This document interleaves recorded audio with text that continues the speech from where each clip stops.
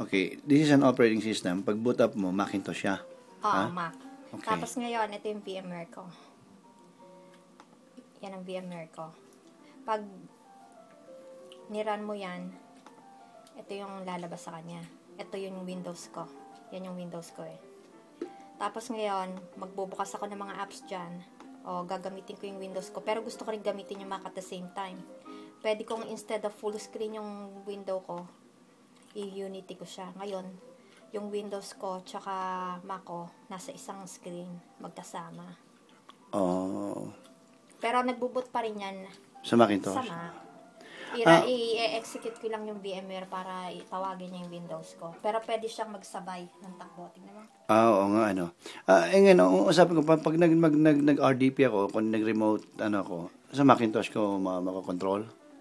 Kung mag-remote control ako sa kanya, gusto kong troubleshoot. Nasa sayo. Pwede ka mag-RDP ng Mac, pwede ka mag-RDP ng Windows.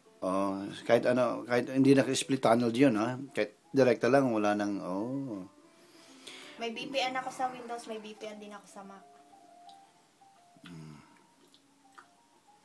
Hindi ko na pala kaya ng Fusion, ano? Fusion dati ginagamit ko, okay lang. Ano lang ako kasi VMware karamihan yung ginagamit namin sa ibang Kaya, Pag nag-install ako ngayon, kailangan ko ng Macintosh applications, hindi na. Punta na lang ako sa Mayuan. Paano niya ma-recognize yung devices nung external pag nag-insert ka, tatanungin niya, halimbawa, meron kang USB device insert, tatanungin niya kung saan mo gusto ikabit, kung Mac ba o Windows. Prompt ka.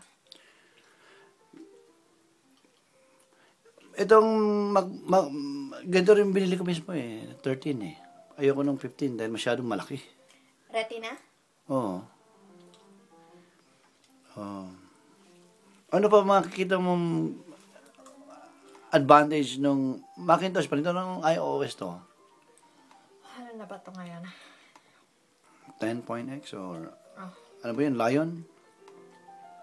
10.8. 10.8. Indali ko na lang yung system sa'yo.